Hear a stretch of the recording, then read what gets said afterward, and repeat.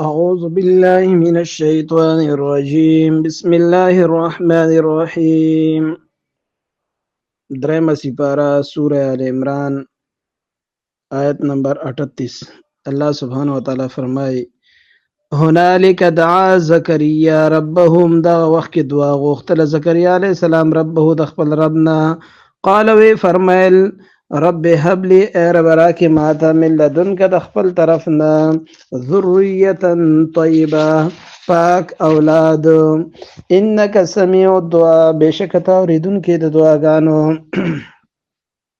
فنادته الملائکه پس آواز کو د فرشتو وهو قائم او دی ولاړو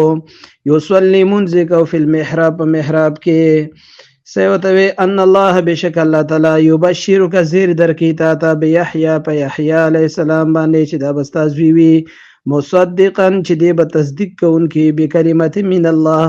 په یوې کلمې سره چې عیسی علیہ السلام دی من الله د الله د طرفنا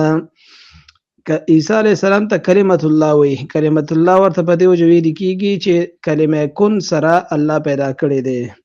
وسیدن او هغه سردار بوي وحسورا او خپل ځان به ملکوي خپل نفس ملکوي ونبيا من الصالحين او نبی بوي د نیکوکانو خلقنا قالوا فرمایلهم زکریا علیہ السلام رب اے رب زما ان یکون لی غلام څنګه به ما لپاره لکو وقد بلغنی الكبر په تحقیق سره زره سیدم بوډا والیدا و امراتی او بیبي زما چې د عاقر شنډه ده بوډا ده او شنډه ده قالوا فرمایل وت الله تعالی كذلك اللهم ذكرنګ يفعل کوي ما یشاء چې غواړي ان الله دې مشکل نشته دی قالوا فرمایل زکریا علیہ السلام رب اجعل لي آیه اے رب مقرر کې زما لپاره یو نښه اجعل لي مقرر کې زما لپاره آیه نه قالو فرمایل وت الله تعالی آیتک نښه بستا داوی الله تکلم الناس دا چې ته خبر نشي کولای د خلکو سره سراست ایام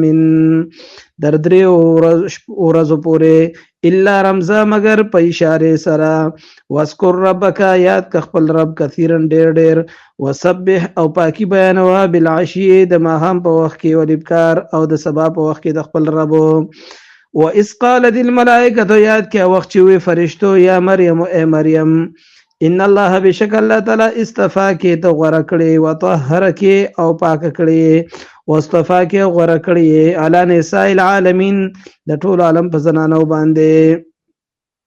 یا مریم اے مریم اقنوتی تو حکم منا فرمان برداری کولی رب کی د خپل رب وسجدی او سجده کوا ورکای او رکوع کوا مار راکین د رکوع کوونکو سره ذالک من انباء الغیب دا خبرونه دی د غیب اے پیغمبر نوحیه الیک چې مونږ وحی په ذریعہ سره کو تا ان دا د غیب خبرونه چې تا د وحی په ذریعہ سره بیانو وما كنت لديهم او تنوي دا غوي سره یعنی کله چې د مریم علیہ السلام د کفالت خبر رااله او د ټول امامانو پېښارو نو پاغه وخت کې پیغمبر ته نوي اذ یلقون اقلامهم هر کله چې اغي ورتا ول خپل قلمونه د پاره د خسنی د قران دازه ایهم یکفل مریم چې څوک به کفالت کوي د مریم وما كنت لديهم او تنوي دا غوي په خوا کې اذ یختصمون هر کله چې غوي جګړه کوله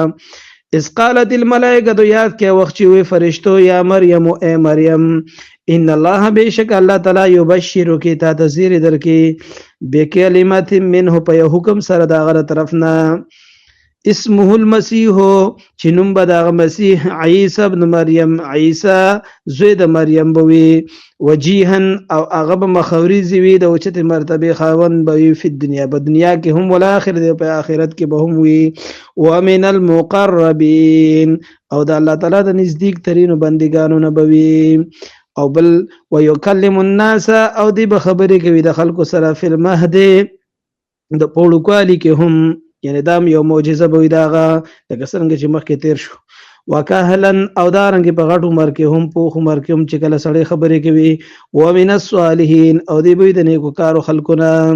صدق الله مولانا العظیم